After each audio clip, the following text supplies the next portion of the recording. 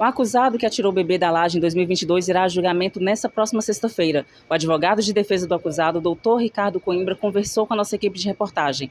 Perguntamos a ele quais os argumentos que serão utilizados para tentar provar a inocência do seu cliente. Isso é importante falar, a defesa em momento algum vai pedir a inocência do acusado. Em primeiro lugar, é importante que se diga que a defesa se condói e sabe da perda da família enlutada e em momento nenhum a gente é indiferente a isso. Ao contrário, eu sou pai de uma filha de 6 anos e de um bebezinho de 2 meses, então eu sei o quanto que essa situação comoveu a todos, mas a justiça ela precisa ser feita e justiça não é sinônimo de vingança, de rancor. Então o que a gente busca fazer?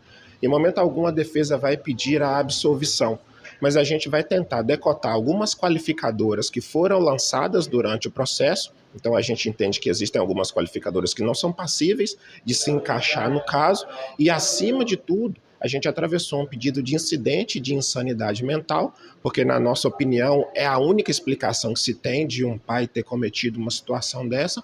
E esse incidente de insanidade mental, ele é fundamentado na documentação que a gente juntou desde a admissão do nosso cliente no sistema prisional, numa comarca diferente daqui, porque a comarca, o presídio de Teoflotone não conseguiria garantir a segurança do nosso cliente, ele é levado para uma comarca diferente. E nessa comarca, desde a sua admissão, ele é receitado com um medicamento chamado risperidona. E ele está mantido sob os efeitos da risperidona há mais de 1 ano, que é o tempo de prisão do nosso cliente. Então, o risperidona, que aí qualquer um que está nos assistindo pode pesquisar, é um medicamento para combate, inclusive, de surtos psicóticos, além de uma gama grande de medicamentos ligados à questão psiquiátrica do paciente.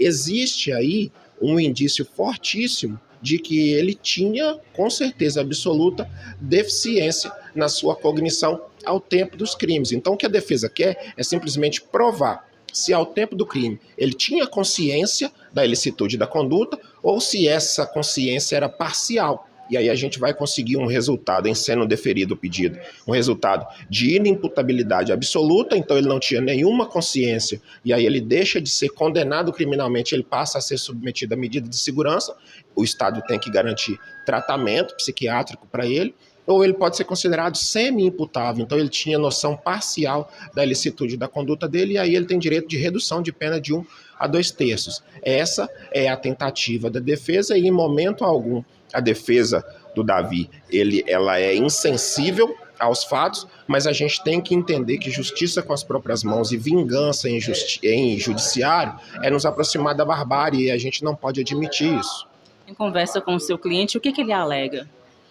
Ele alega que ele não sabe o que fez, que no momento ele narra pra gente uma situação de um relacionamento muito conflituoso ao longo do tempo, brigas, desavenças, e ele muito triste com aquilo. Ele tem uma fé, ele fala sempre de Deus, e nesses momentos de conflito, a relação dele, na visão dele, nos olhos de Deus, seria uma relação clandestina, então isso causou um transtorno.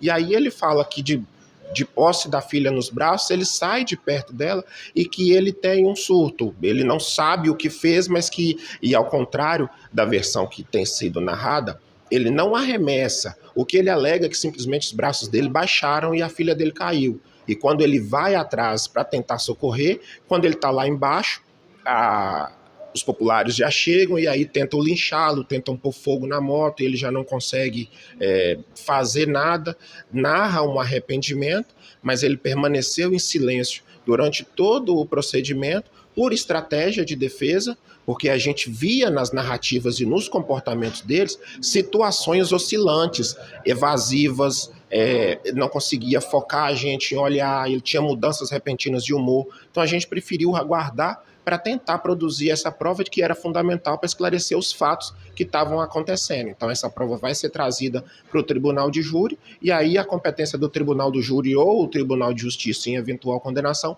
vão decidir acerca dessa situação, da inimputabilidade ou não, que é elemento fundamental desse julgamento. Sem a verificação da inimputabilidade ou não, esse julgamento ele pode ser sim eivado de nulidade. E a próxima audiência será quando, doutor?